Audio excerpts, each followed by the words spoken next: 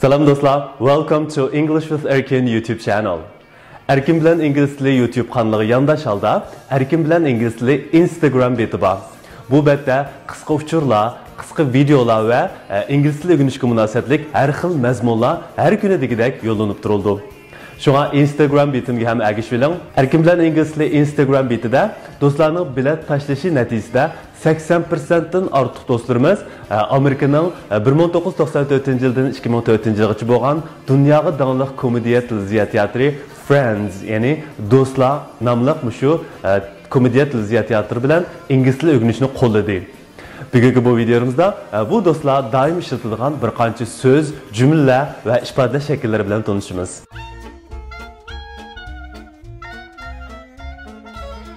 You know, here's the thing. Even if I could get it together enough to, to ask a woman out, who am I going to ask? Rach. Hi. Hi. Did you tell your sister to ask me out? Well, yeah. Oh, wow. I mean, wow. Number 1. To ask somebody out.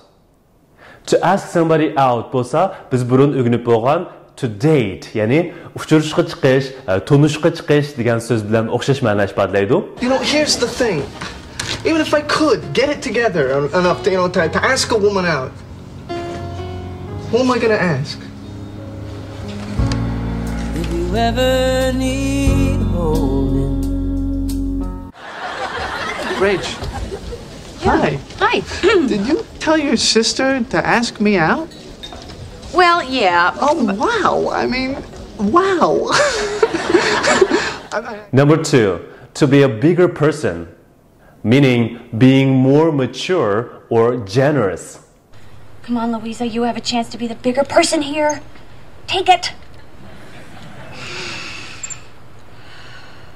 No. I have to say, you are a much bigger person than I am. You are a much bigger person than I am.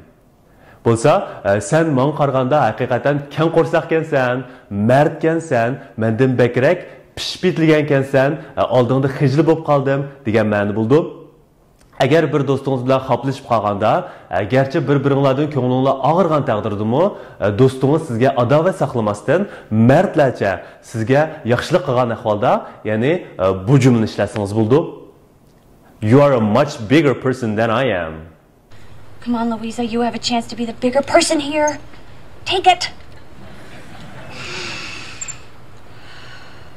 No. I have to say, you are a much bigger person than I am. I mean... Tövəndə Dostlar komediya filminin yana bir kiçik bölükünü görürüz. Ama görüşdən avval tövəndəki bir ifadələş şəklini öyrənimiz. Number 3. Hang out. Ma'lum bir eylem bilan birga vaqt o'tkazish yoki ma'lum bir yerda vaqt o'tkazish degan ma'no bildirdi. Uyg'ur tilida buningga mos keladigan bir aniq so'z bo'lmasa-mu, bu ifodalash shaklini yaxshi tushunib olib, ishlatishni o'rganib oling, chunki bu ifodalash shakli ham intayin keng ishlatildi. Misol ko'raylik. They spent the whole day hanging out by the pool. Ular bütün gününü suzuş kölçkinin buyda ötküzdi degan ma'noda. Haven't you got anything better to do than hang out at a shopping center? Savdo sarayda lag'aylab yurishdan boshqa qildigan ish chiqmadi bu sana degan ma'noda. Endi filmga qaytib kelaylik. So, Rachel, what are you up to tonight? Nothing. Anyway, if you don't feel like being alone tonight, Joey and Chandler are coming over to help me put together my new furniture. Yes, and we're very excited about it. Well, actually, thanks, but I think I'm just gonna hang out here tonight. It's been a long day. Oh, sure, okay, sure. So, Rachel, what are you up to tonight? Ha, Rachel, bugun kashda nima ish qilsan? Nothing. Hech qilmayman.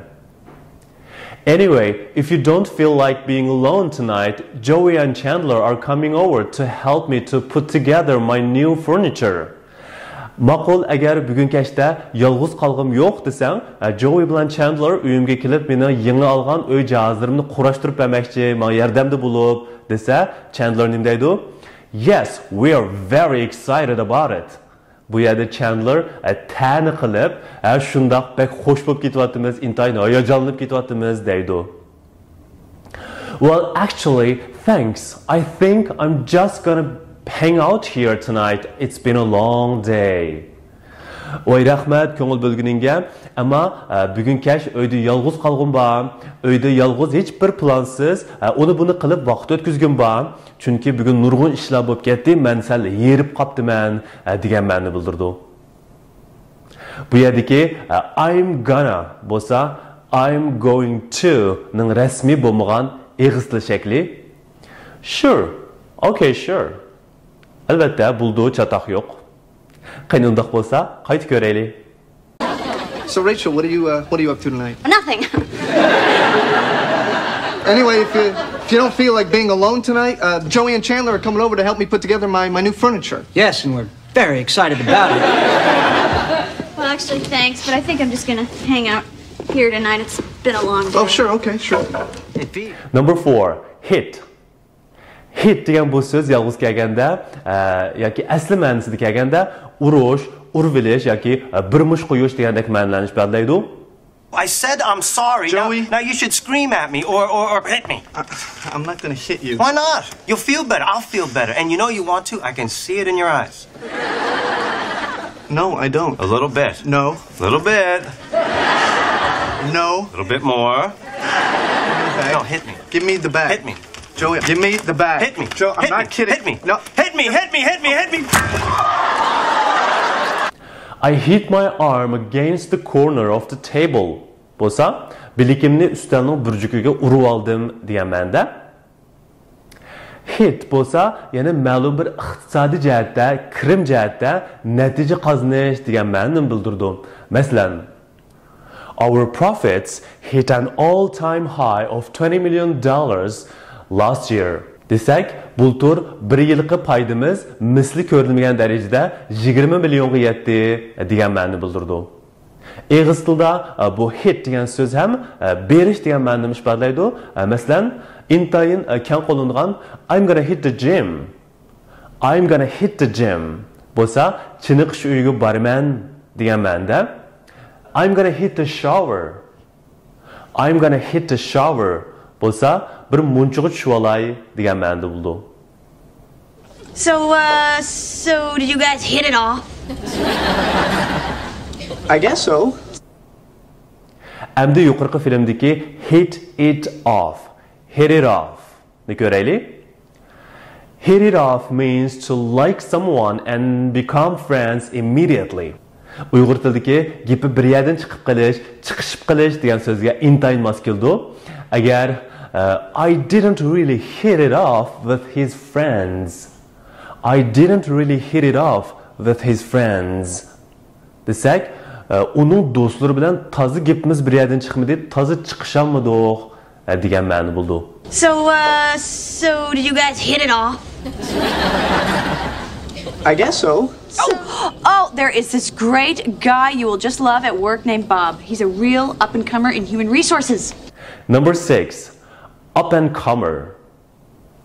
Up and comer. Ko'zga ko'rinayotgan kishi. Oh, there is this great guy you will just love at work named Bob. He's a real up-and-comer in human resources. Number 7. Bluffing. Bluffing. O'z maqsadiga yetish uchun rost bo'lmagan ishni rostda ko'rsatib, nayrang'ozlik qilish, qo'qoq silish yoki hayva qilish degandek ma'noni ifodalaydi. Bo'libmi kort o'yinda yoki har xil dilolarga munosabatlik sud ishlarida, har xil sudidagi baho kelishlarda degandek ahvollarda ko'proq ishlatildi. Bluffing. I see. So then you were lying. About what? About how good your cards were. I was bluffing. Aha! And what is bluffing? Is it not another word for lying? Number 8. Weird. Weird. G'alit ish, odamni beoram qiladigan ish yoki odam degan ma'no ifodalaydi. Eg'iz tilida intayin ko'p uchraydi. He is my girlfriend's father. Okay, it's weird. What? You dated my sister? But that was different. What? Why? This is weird for me. It's just too weird, all right? This is weird. He's weird. She's weird. Xo'sh do'stlar, bugungi darsimizning mazmuni mushagicha bo'ldi. Har qanday savollaringiz bo'lsa, taklif fikrlaringiz bo'lsa, videoning ostidagi comment sectionga yozib qo'yishni unutmang. Andan keyin Erkin bilan ingliz tili Instagram page, ya'ni English with Erkin Instagram page'ga ergashishni unutmang. Boshqa videolarni bu yana yoki bu yana biz orqali ko'rsangiz bo'ldi. Bu videoni tarqatib qo'yishni unutmang. Yaxshi ishlardan hammalar birlikda bahramlansin. Sizlar bilan ko'rishaylik. Xayr xo'sh.